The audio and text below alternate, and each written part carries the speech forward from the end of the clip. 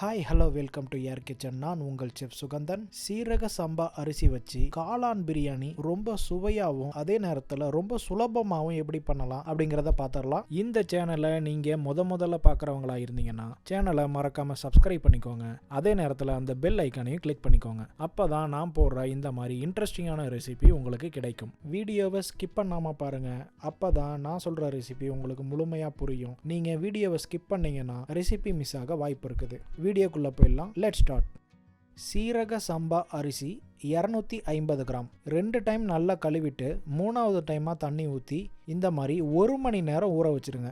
Biryani masala powder தேவையான பொருட்கள்: பட்டை 2, கருப்பு மிளகு 1 டேபிள் ஸ்பூன், ஜாதிக்காய் 1, கருஞ்சீரகம் 2 டேபிள் ஸ்பூன், கிராம்பு 1 டீஸ்பூன், கொத்தமல்லி விதை 2 டேபிள் ஸ்பூன், ஜாதி பத்திரி 3, சிகப்பு மிளகாய் 5, பச்சை ஏலக்காய் 10 - 12, நட்சத்திர சோம்பு 4, சோம்பு 1 டீஸ்பூன், பிரியாணி இலை 4 - 5. லோ ஃப்ளேமில் வச்சு கொஞ்சமாக வறுத்து எடுத்துக்கலாம்.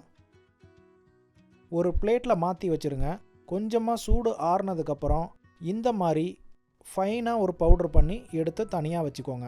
பிரியாணி பண்ணுறதுக்கு தேவையான ஒரு பாத்திரம் எடுத்துக்கலாம். அடுப்பை லோ ஃப்ளேமில் வச்சுக்கோங்க.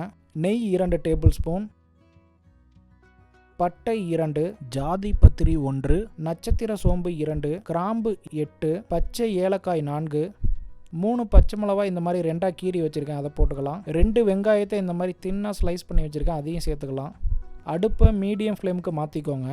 இந்த மாதிரி நல்லா வதக்குங்க. அந்த வெங்காயம் சாஃப்டாக வர அளவுக்கு வதக்குங்க. இஞ்சி பூண்டு அரைத்தது 2 டேபிள் ஸ்பூன், இதையும் நல்லா 2 நிமிஷம் சாத்தே பண்ணிக்கலாம். தக்காளி இந்த மாதிரி மெலிசாக கட் பண்ணி வச்சுருக்கேன், 2 நம்பர், அதை சேர்த்துக்கலாம். தக்காளி இதே மாதிரி வெங்காயம் மாதிரியே நல்லா சாஃப்ட் ஆகும். அடுப்பை லோ ஃப்ளேமுக்கு மாற்றிக்கோங்க. மஞ்சள் தூள் 1/2 teaspoon, Kashmiri chilli powder 2 teaspoon, நம்ம பிரியாணி மசாலா பவுடர் பண்ணோம்ல அது 1 டேபிள் ஸ்பூன். நல்லா மிக்ஸ் பண்ணிக்கோங்க. புதினா ஒரு 1/2 கப் அளவுக்கு கட் பண்ணி வச்சுருக்கேன், அதை சேர்த்துக்கலாம். கொத்தமல்லி 1/4 கப்பு, அதையும் சேர்த்துக்கலாம். நல்லா மிக்ஸ் பண்ணிக்கோங்க. தயிர் நான் ஏற்கனவே ஒரு 4 டேபிள் ஸ்பூன் அளவுக்கு தனியாக எடுத்து அதை பீட் பண்ணி வச்சுருக்கேன், நல்லா மிக்ஸ் பண்ணி வச்சுருக்கேன், அதை சேர்த்துக்கலாம்.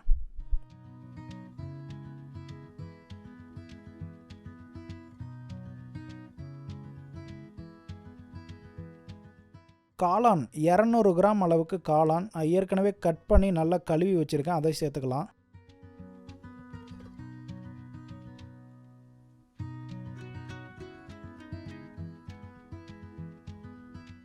உப்பு தேவையான அளவு. 1/2 கப் அளவுக்கு தண்ணி சேர்த்துக்கோங்க.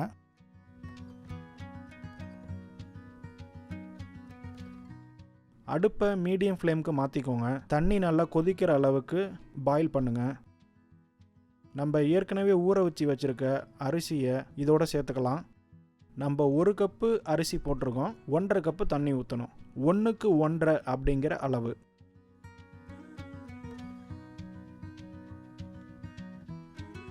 அடுப்பு மீடியம் ஃப்ளேம்லேயே இருக்கட்டும்.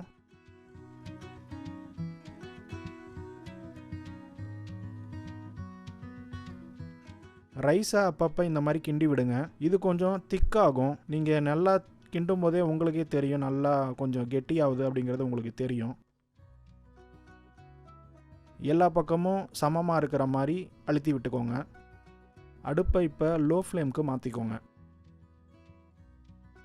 கடைசியாக நெய் 1 டேபிள் ஸ்பூன் அளவுக்கு மேலே ஊற்றிட்டு ஒரு மூடி போட்டு நல்லா டைட்டாக மூடிடுங்க.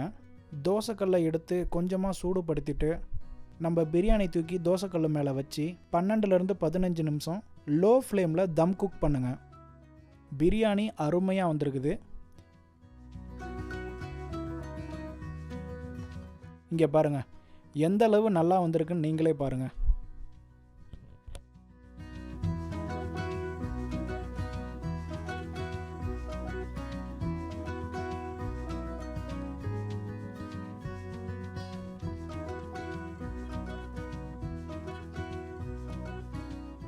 உங்களுக்கு இந்த ரெசிபி பிடிச்சிருக்கா? பிடிச்சிருந்தா மறக்காமல் லைக் பண்ணுங்கள்.